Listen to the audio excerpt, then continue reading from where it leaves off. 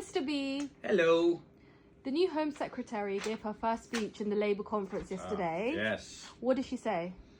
Oh, she said a lot of things which were published in the white paper that we covered a few months ago. And now the Home Secretary obviously has just made the first big speech. The Labour conference is on. And there is what I was reading, a news story on the Home Office, the gov.uk website as well, about new contribution-based settlement model to reduce net immigration.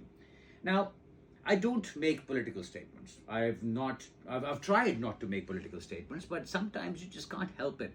And this is one of those situations. Now, what the Home Secretary is saying is that we are now going to make sure that people are not automatically entitled to indefinite leave and that they will have to earn it in some ways. So, how are they going to earn it? There should be a spotless criminal record. They should complete, instead of 5, 10 years living in the UK on that skilled worker or whatever the settlement-based indefinite leave project is. They must be working in the UK. They should not have taken a penny in benefits or any recourse to public funds. And at the end, the other thing that has been added, which has not been there, is that there will be community service required. Now, this community service required, I mean, I'm just imagining the kind of people that we come across.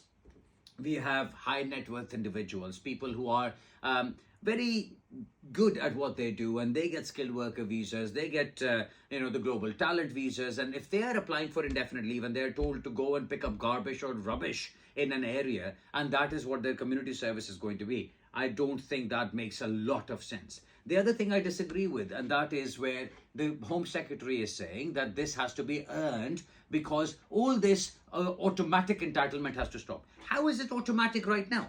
I don't understand that. Right now, you have indefinite leave in 5 years. In 5 years, you have to have maintained a clean criminal record. So if you have a criminal conviction, you don't get your indefinite leave.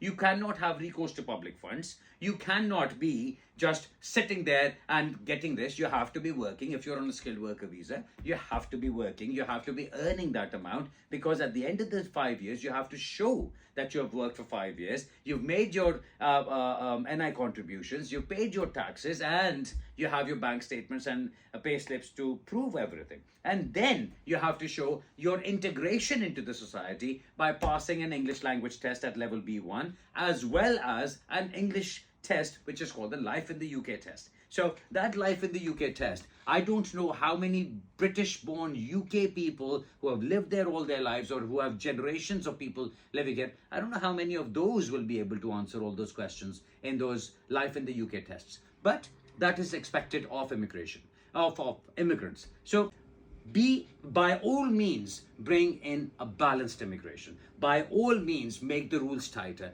We all know right now there is an abuse of the immigration system. And that is not because the system is amazing and the immigrants are bad.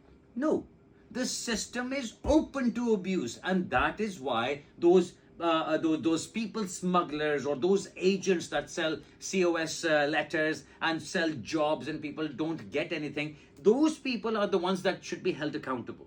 Not take it out on the immigrants. It is an absolute shambles. You are taking everything out. I myself, I'm an immigrant. I came to the UK. I spent my 5 years, I got my indefinite leave, I spent my 6 years, and I got my nationality, and that is how I learned to live and work in the UK. I have built myself up brick by brick from the first stage, and now I'm sitting here after 22, 23 years of having entered the country, and I am settled in my life. I have my family, I have my home, I have my work. This is what my life is. This is how immigration works. This is how integration works. I am speaking to people in English. I am making money and I am paying taxes. This is how integration works. Now, if you are talking about those people who are coming into the UK and who are not working, why are they not working? Because they've been brought in by an agent who has abused the system and got a COS issued, which is not offering them a genuine job.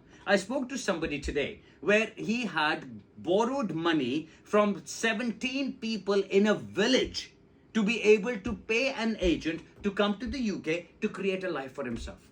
And now when he came here, there is no job for him. There is no salary for him, and now his visa has been curtailed. He's been caught out, and he is the one who's being targeted as the illegal immigrant or as the fraudulent person, not that agent who got his visa through. And now, where is he stuck? He cannot go back to India because that 17 people in the village are now waiting for them to get their money back.